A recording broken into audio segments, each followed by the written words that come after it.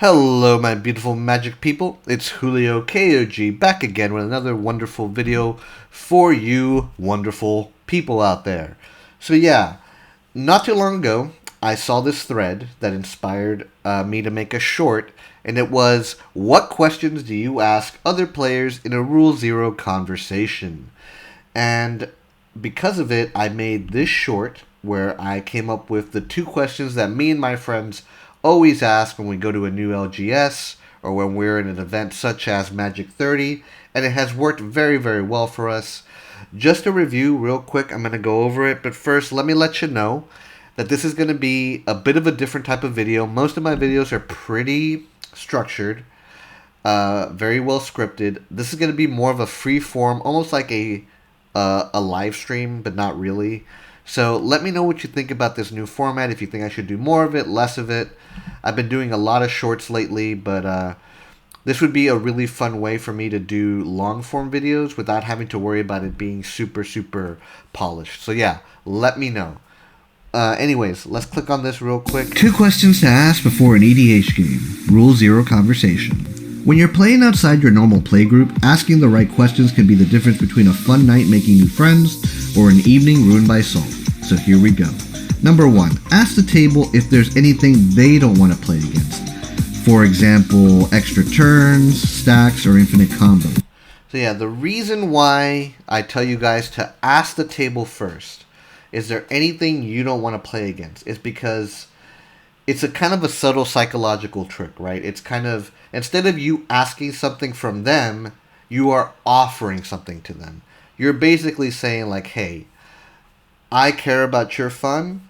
I am willing to change decks or change my playstyle a little bit to accommodate you. This is a lot different than being like, hey, let's have a rule conversation where I dictate to you what you are not allowed to play against me.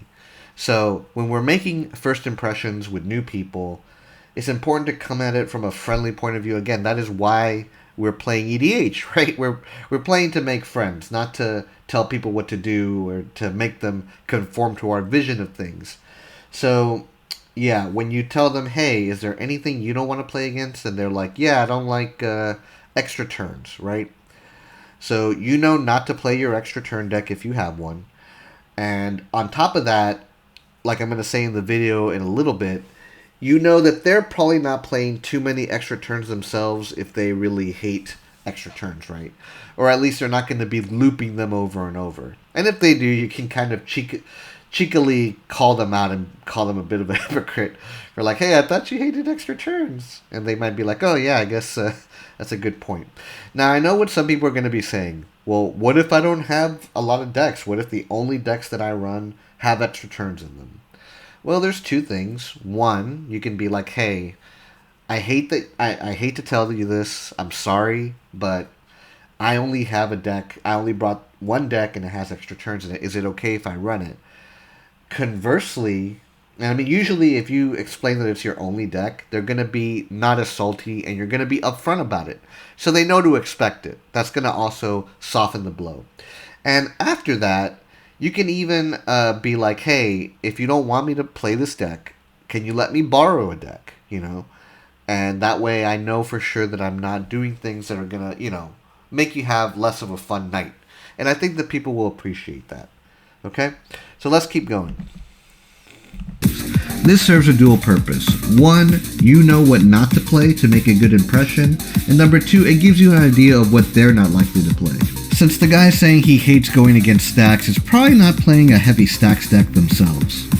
Number 2, ask the table, what type of game are you looking for? Are you looking for a longer game where someone probably wins by combat on turn 10 plus? Or a game where someone might combo off and win within the first 6 turns? This is going to give you a much better idea of the power level than someone saying, my deck is a power level 7. Stay tuned, a full-length version of this video is coming to the channel very soon. So yeah, it's coming really soon, and that soon is actually right now. So what type of game are you looking for? And again, I gave some parameters on what to ask. Do you want a longer game that is combat matters, that, you know, is going to end around, you know, turn 10 in most cases? by combat, or are you looking for something where a combo is possible in the early turns, turn 6 and below? And I think a lot of the salt, a lot of the miscommunication that goes on in EDH is due to what I'm going to show you right here. So if you don't know what this is the weight classes from boxing, okay? Now if you notice, there's a lot of different weight classes in boxing. We have flyweight all the way to heavyweight. And all of them are considered just as valid as the others.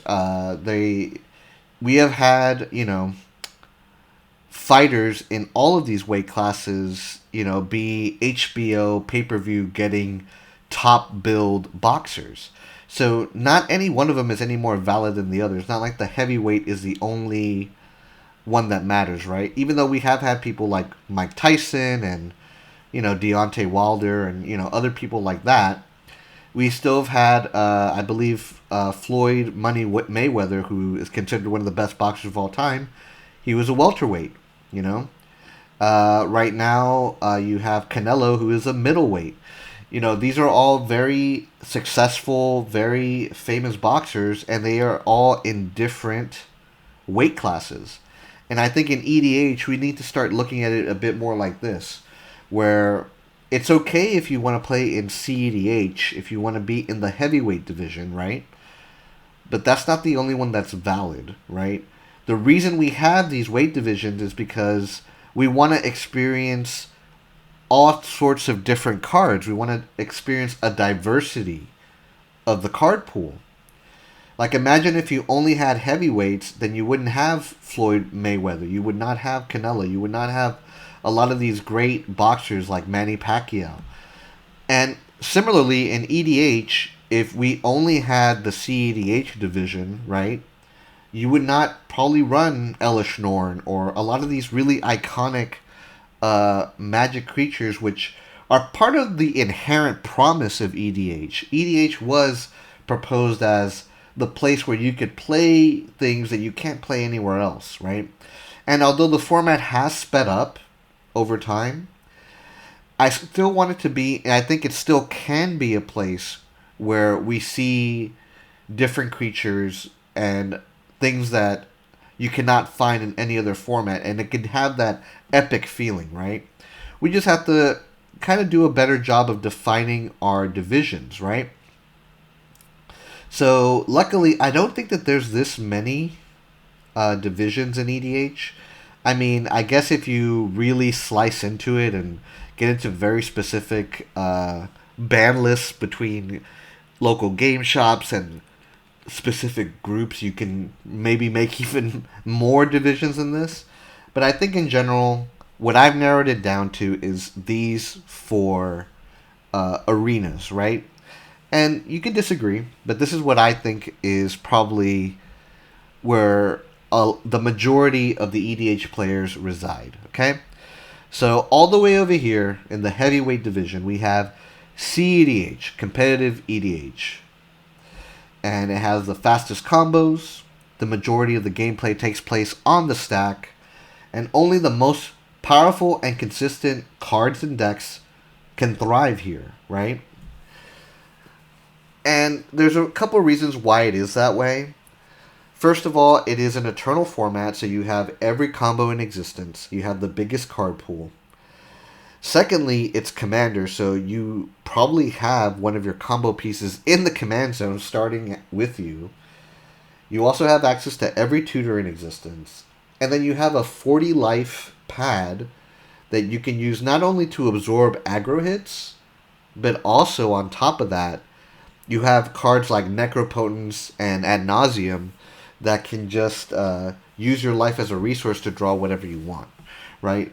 So CEDH is always going to be primarily a combo format, although there have been some people who have taken, Najila and, Blood Pod, Blood Moon with, other things, Birthing Pod.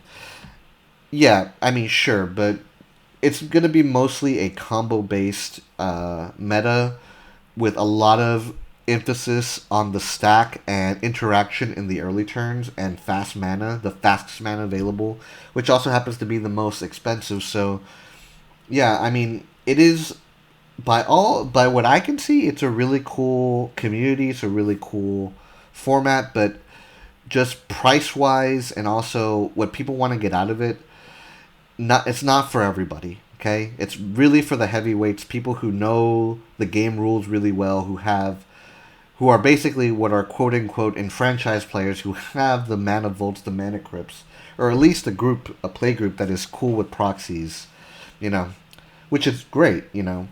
I'm never gonna knock CEDH, but again, this is not really for me personally because I like playing the big Timmy creatures. I like huge dragons and huge predators and huge worms and all these things. And to me, the heart of EDH has always been combat ever since I played Limited. So anything that doesn't have an emphasis on combat is not really going to be my favorite format. Just period. So, okay, we have the heavyweight competitive EDH. We got that out of the way. All right. Next, we have the flyweight. Okay, this is the jank pre-con EDH or low power EDH. This is where people put their hat tribal and the figure out what I'm playing deck and all sorts of things. And basically, if you don't have access to deck lists and video tutorials, and you're just getting into Magic and you buy a precon or two precons, this is probably where you're going to end up. If you're making a deck that is intentionally weak, intentionally bad, that just has a really funny out there theme, this is probably where you're going to end up. Low power EDH, right? Now, one thing that you need to understand is that just because you make a deck in this division or in this division, unlike in boxing, you are going to cross over a lot into other divisions. You're going to meet people playing decks that are more centered around a different weight class than you, okay? And this is where a lot of the salt and a lot of the miscommunication comes from, okay? Now, I'm going to talk a little bit about that in a bit, where I talk about the Overton window. And for those of you who are not familiar, in politics, the Overton window is basically what is acceptable in society, politics-wise, and that changes over time. What I'm going to talk about to you in a little bit is what I like to call the LGS Overton window. Because let's say that this is the Overton window, this circle, right? It's very rarely over just one area. It's very rare that a LGS only caters to CEDH, or only has jank, or only has combat matters, or combo matters, Usually it's something like this, where it's two, and maybe like a little bit of a border of a third, right? And, these players are all going to meet up, they're all going to play with each other, and they're all going to have different ideas of what's okay and what's acceptable and what's not acceptable. And this is where, again, a lot of the communication breaks down.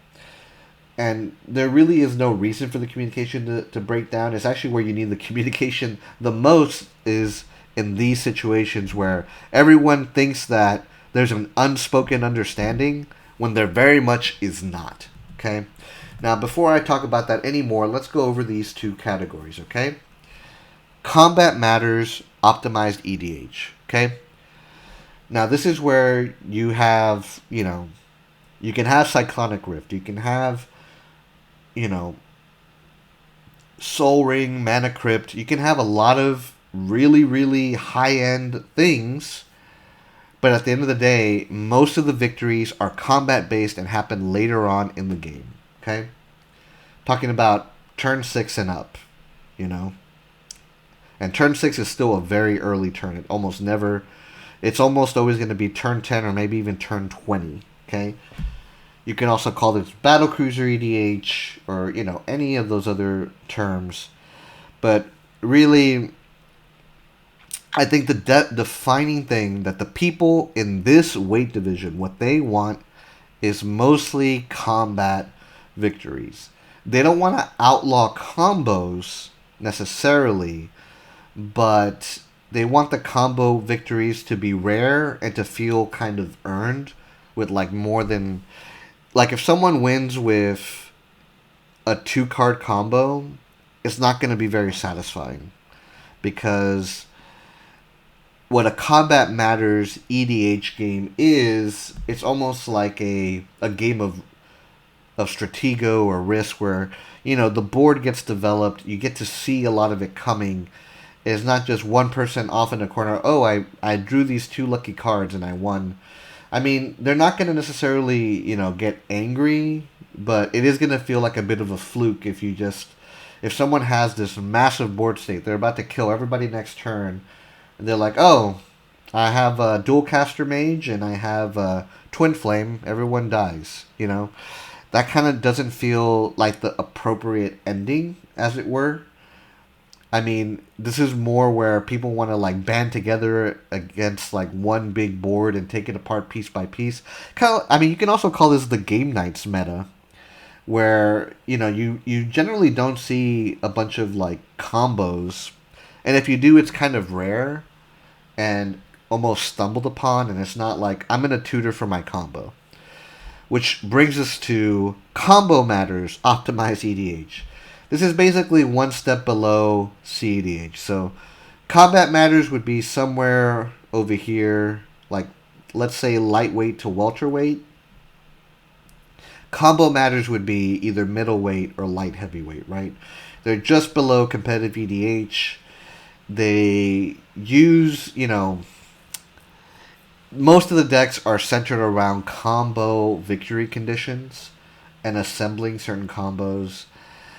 And it makes sense, right? Because that's, like I said, in the section about CEDH, Commander is just a format that heavily favors combo win conditions. This is where your 8s and 9s are going to be, quote unquote, even though I don't really believe. I never use numbers anymore because I don't think that they're very instructive. But yeah, basically, this is where you're going to find your extra turn loops. You're going to find all sorts of shenanigans and repetitions, and that's fine. But they're not going to really be able to stand up to CEDH decks proper. This is where some of the bad feelings of quote-unquote pub stomping comes in.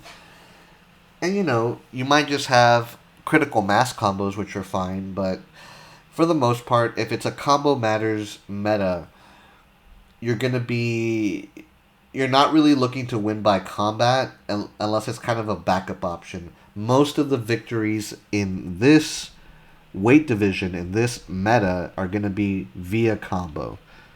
Okay? So yeah, and just to make it a little more clear, right? So this is combo victories are like 80 to 90%.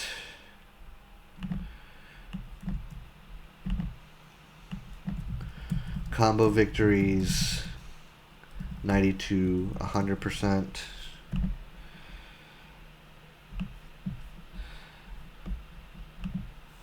This is like combat victories 90 to 100%. And combat victories here, it's like 80 to 90%. So this is kind of the spectrum that I see, okay? And like I said, there is an Overton window. Different playgroups, different LGSs have different things that are acceptable, right? Some people might have all these different pods, but they play on different nights, right? In my local LGS, CDH is a Sunday thing. If you go on a Sunday, it's going to be CDH for most of it, So it might overlap something like this, okay? Friday is mostly Combat Matters, casual EDH. So it's going to be something like this where There's going to be some people who are optimized. There's going to be some new players.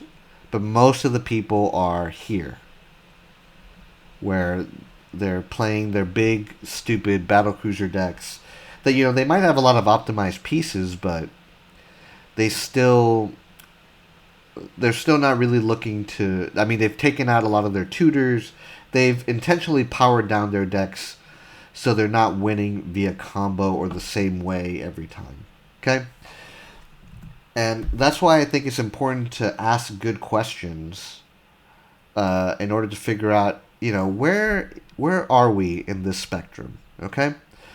Now, some people, especially if they're in this weight class, they tend to ask, why do we even need Rule 0 to begin with? Okay? People should just, adapt. Well, you have to remember that Rule 0 conversations or pregame conversations actually have their origins in Dungeons and Dragons, which again, we can trace a lot of our MTG roots to. So if you don't know, D&D has had a long history of pregame conversations. And it's always something that people tend to skip over and then they regret it later, much like in Commander. And there's two main things about the pregame conversations in D&D that we can learn from.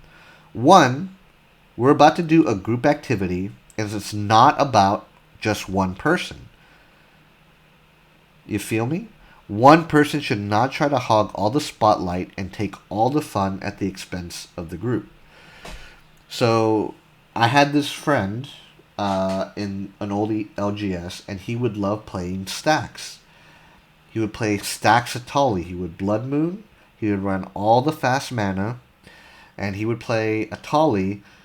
So he would get his Tali out very fast. He would lock everyone from the game, and only he got to play the cards off everybody else's deck.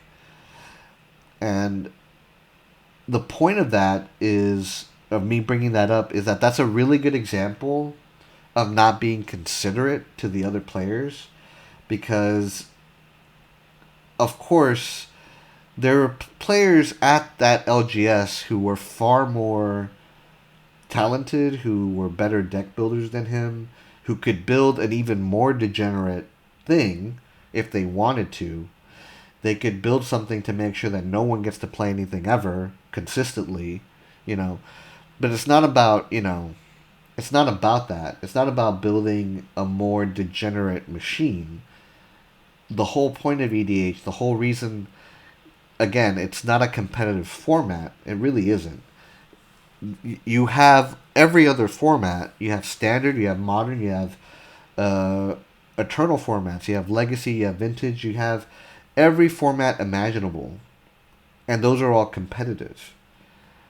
One of the main things about the spirit of Commanders is a non-competitive format where you can hang out with your friends, you can make new friends, and the emphasis is on the social interaction. And if you don't agree with that, I get it. You're free to play Commander the way you want.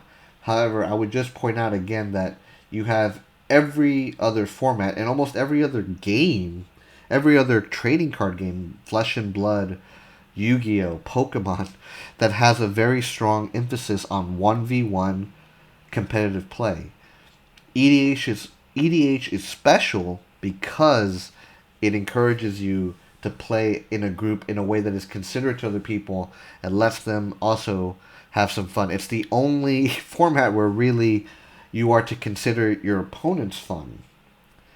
And that's something that makes it very unique and special. And if you take that away, I mean, why not just play standard? Why not just play modern,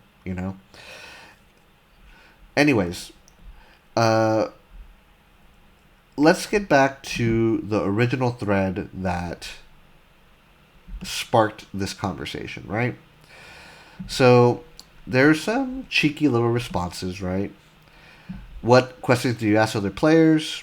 Are you okay with land destruction? And then I ignore the response and play Armageddon turn 4 every game. I mean, that's funny, but not the most helpful. Let's see if we can find some helpful things, right?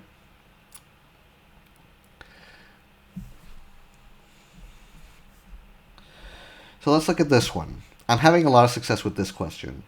What's the oldest commander deck you still run? When people give a couple sentences about their origins in the format, a lot of peripheral information comes with it. How long they've been playing, which MTG psychographic they embody, what archetypes they favor. I think they're talking about Timmy, Spike, etc. Often the tone in their voice gives an impression of whether they're passionate and emotional or calm and calculating. The best part about it, though, is that it drops the pretext of Rule Zero. Folks get cagey and defensive when the discussion opens with power. When we talk about ourselves instead, it is a great icebreaker. I love this comment by CMC Magic Factory. This is exactly what I'm talking about. When you're doing a Rule Zero conversation, you do not want people to get on the defensive. You do not want people to feel like they're getting interrogated. Let me see if I can find a question that embodies what I'm talking about making people defensive. Okay.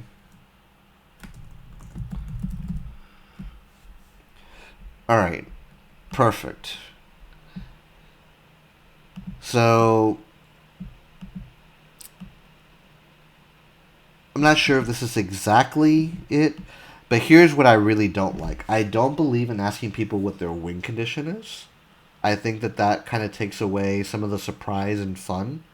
And again, this is something that kind of puts people on the defensive. It's like, I just met you. We're about to play a game where I'm your opponent, and you want me to give you my secret recipe for success? And what if I tell you my win condition and I win with something else? Are you going to be salty or mad that I won in a different way? Like, again, I think that it's better to get the sense of someone's power level not by their win condition necessarily, but kind of through more broad strokes, and by having a conversation. That's why it's called a Rule Zero conversation. It's not a Rule Zero interrogation, right? So you don't want to ask 20 questions and get exact schematics, the blueprint to their deck. And you shouldn't feel like you need to give the same. I think that just getting a general idea of what they don't like to play against and roughly where they're going to fall in these four categories, or even just what type of game length and win condition, like, not win condition, but game length and either if it's going to be a combat win or a combo win, that's more than enough to really get a good idea of where their true power level rise. Where their true power level lies. Let's see.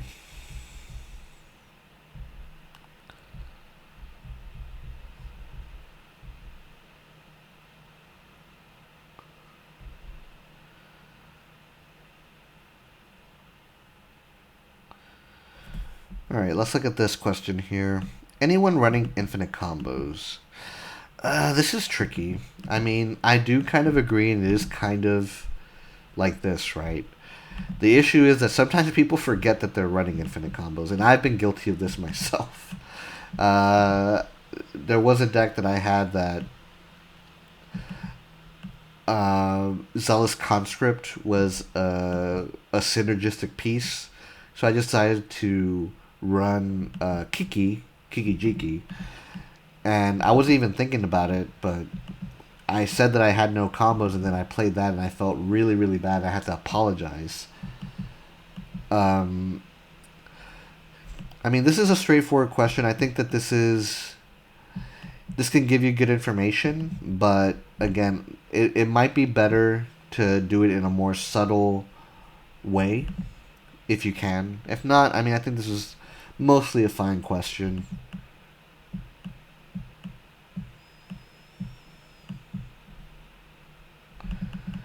Alright, here's another really good one. If their deck runs fast mana, I mean, I think that this can be a fair question. $4,000 board wipe tribal. I don't like asking how much money a deck is, because sometimes a deck can be very expensive and very weak. If I told you to play a original Kamigawa only Samurai Tribal, but you could run Mana Crypt in it, that's really not going to boost the deck all that much, honestly, you know? And I have a friend that has a bird tribal deck that is all foiled out, but he only allows himself to play cards with pictures of birds on them. And I mean, he has a lot of oiled. He has a lot of old, seventh edition and before foils in them that cost hundreds of dollars. But it's by any objective metric, a pretty weak deck. It relies on combat. There's no combos. It's just playing very small bird creatures and then playing his commander Kangi for a lot of mana, and he gives them a big anthem effect so they can run over at the end. So I think by any metric that is either a combat matters or even kind of a jank EDH deck, but I'm sure that it's valued at the $2,000 range because he has like an original dual land in there. So that's why I don't think that money is a great way to judge. I don't think money or the budget of the deck is a great way to judge the power. It can be indicative, but not always. Just keep that in mind. And it's also kind of gross sometimes to be like, hey, how much did you spend on that? Can I rob you later in the parking lot, So I don't like to ask that.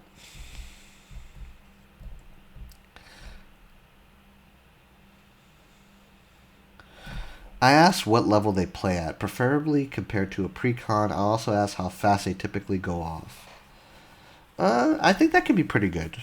This is not a bad question to ask. Like, compared to a pre-con. Although, to be fair, though, some people have said that they have a modified pre-con, and they changed out, like, half the deck. And so maybe a pre-con is not the best way to judge, because people seem to have very warped views on that, Because I swear to God that I've had people who say they've had a barely modified pre-con, and then there's all these infinite combos and high, fast mana and all these like weird things in there. So, yeah, I mean, it should work. I mean, most of these things should work, but again, your mileage may vary. Just try out different things and see what works.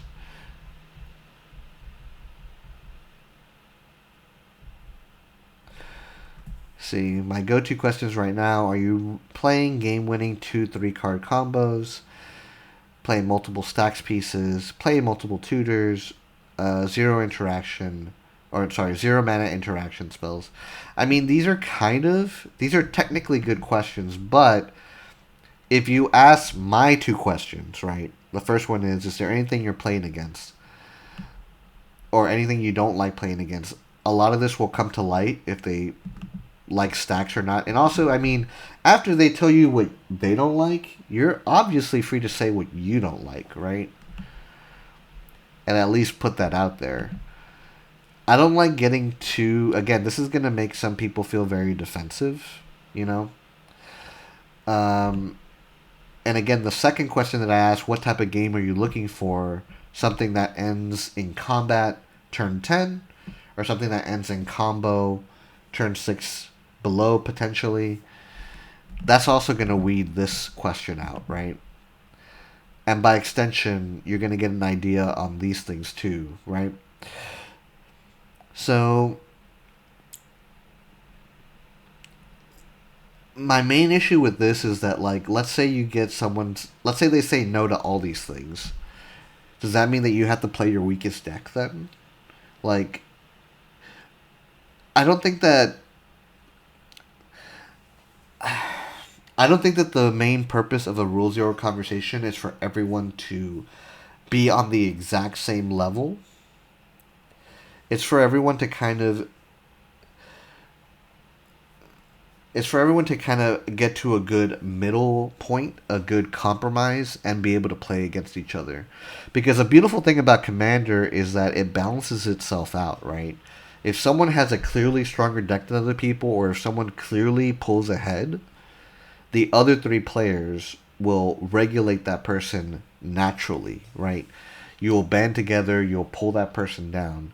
So it's actually kind of fun when there's a little bit of an imbalance. Not too much, but a little bit of an imbalance so people can kind of. It is fun to team up with people, and it is fun to be the arch enemy at times. So those are two things that I don't believe that you need to completely match up the decks, right? So let me write that down, okay? So let's use a different font. The purpose of Rule Zero conversations is not to have everyone playing exactly the same power level with exactly the same parameters, right? No tutors, no zero mana counters, etc., right? So what is the purpose of the Rule Zero conversation, right? I think the purpose is to set expectations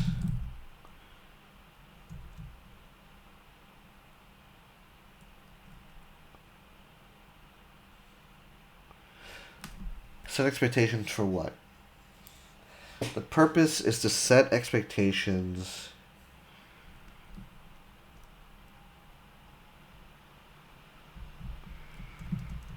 for a fun game where anyone can win. I think that's basically it, right? Even within weight divisions, right? Some people are going to have a reach advantage. Some people are going to be, slightly heavier. Some people are going to cut weight, and then as soon as they do the weigh-in, they're going to bulk back up, There's no, even within weight divisions, there's not 100% equity, There's not 100% fairness. But again, the beauty of Commander is that you have the three other players to regulate anyone who gets too far ahead or who's obviously a bit too strong or has a bit of an inherent advantage, right? And that's part of the fun of the game. So I think the last thing that I'm going to say on this conversation as I wrap up this video is that really what will lead to better interactions and better Rule Zero conversations is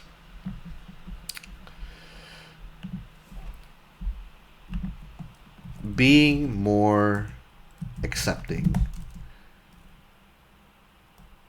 of other people's playstyles and decks, and not expecting the Rule Zero conversation to solve everything.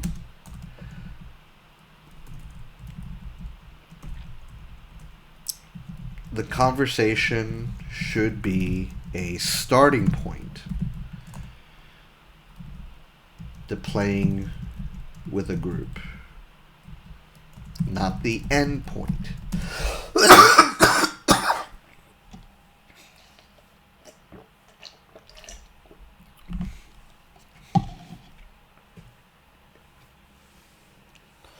So yeah, I think this is my final thought right here. These are all great tips. We read a lot of great tips on the Reddit. But at the end of the day, what's really going to make the difference is the Magic community just having a more relaxed approach and not taking everything so freaking personally. If someone misremembers that they had an extra turn, or someone, plays a bit stronger than maybe they intimated, you got to be more accepting of other people's playstyles. And you cannot expect that Rule Zero, you're going to know everything about someone's 100-card deck, their deck philosophy, their strategy, what they like and don't like, with one quick, brief conversation. The conversation is just a starting point to playing with the group. It's not the end point, You know what's really going to let you know what people's decks are? By playing with them. I know that seems crazy, but yeah, this is just to kind of get you a nice starting point so your deck is not completely outclassed, their deck is not completely outclassed. You find a good middle point to start off with, and you can calibrate from there. Now, it's on the players not to take everything so personally, not to get super salty, not to feel like everything is an intentional, malicious deception. That's really where I think the community needs to focus on. Not so much the Rule Zero conversation, but how people react afterwards to the Rule Zero conversation. How people accept that it's not a perfect system, it's never going to be a perfect system. It is simply a starting point. And you use that to calibrate from there. And if people can do that, I think they're going to have a lot more success with finding new playgroups and making new friends. And the people who don't do that, they're going to always kind of have their own little isolated group until, people move away and then they have to start all over. Anyways, that's all I have for you guys for now. This has been Julio KOG. I hope you enjoyed the video. Let me know what you think in the comment section below. Peace.